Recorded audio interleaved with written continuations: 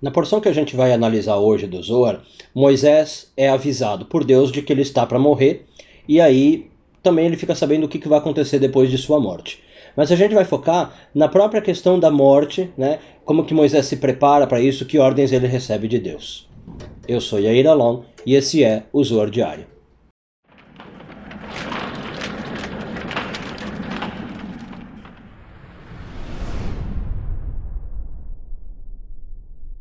Essa semana continuamos a ler a porção de Vayeler, hoje focando nos parágrafos 14 e 15 do Zohar, terceiro ano de leitura. A gente falou já no vídeo de ontem, o vídeo anterior, que Moisés, na hora de morrer, recebe algumas ordens de Deus e uma delas é passar a liderança para Josué. Né? Então ele vai, faz ali até um ritual, passa essa liderança para Josué, fala palavras bonitas, né, para ele de encorajamento. Mas o que eu queria analisar aqui com vocês, que o Zohar traz, é o seguinte. Quando Deus vem para Moisés e fala que ele vai morrer, ele usa uma expressão bem bonita. Ele diz assim, você vai deitar com os teus pais. Né? Ou seja, você vai reencontrar os teus antepassados. Né? Uma expressão bonita aí, eufemística de morte. Agora, o que o Zohar diz para nós? Que essa morte, quando a gente é uma pessoa grande, né? Não precisa nem ser como Moisés. Quando a gente é uma pessoa grande, essa morte ela é só do nosso corpo físico.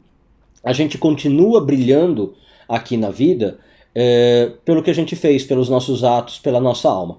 Então o que o Zohar está dizendo? Que Moisés morre fisicamente como qualquer ser humano, mas a luz dele continua brilhando depois. Por exemplo, por meio de Josué. Né?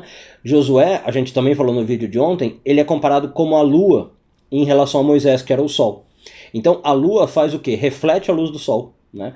O Zohar conta para nós que Josué refletia praticamente perfeitamente a luz de Moisés. Então, o que o Zohar está querendo dizer aqui para nós? Que quando a gente morre fisicamente, isso não é necessariamente o fim da nossa vida aqui na Terra, vamos chamar assim. Porque através dos nossos atos, das coisas que a gente deixa, dos nossos sucessores, a gente está deixando luz. Tá? E nessa questão particular dos sucessores, eu também queria chamar a atenção, porque assim, em geral a gente entende sucessores como o quê? Como filhos. Né? Talvez são os sucessores mais naturais que a gente tem. Acho que até no direito, né? Essa é a definição.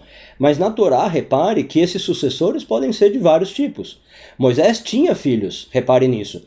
E eles não são nem mencionados aqui, no fim da vida de Moisés. Não são os filhos de Moisés que continuam o trabalho dele. É muito interessante pensar isso. Né? A gente poderia achar que o próximo líder de Israel ia ser um dos filhos de Moisés. Eles não são nem mencionados. Quem é o sucessor de Moisés aqui? Josué. E Josué não tinha ligação nenhuma de sangue com Moisés, né? Ligação espiritual tinha muito, ele era um cara digno de ser o próximo líder.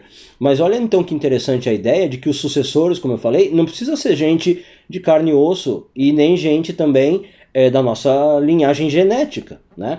Os meus sucessores podem ser uma pessoa querida com quem eu tenho relação, alguém em quem eu deixei uma marca, pode ser, por exemplo, no caso de um professor que escolhe um aluno, no caso de um empresário que escolhe um funcionário para herdar a sua empresa, né? Esses sucessores, eles são espirituais e não, obviamente, então, físicos e genéticos. Tá? Agora, o importante, claro, é focar aqui. O Zohar diz para a gente tentar achar esse nosso sucessor. Né? O que eu quero deixar aqui na vida depois que eu for embora? Qual é a luz que eu quero que continue se manifestando? E aí, de novo, como eu falei, pode ser numa pessoa, pode ser com um trabalho, com uma obra que eu deixei. Mas pensar nisso é uma coisa bem interessante. Um bom dia a todos e tudo de bom.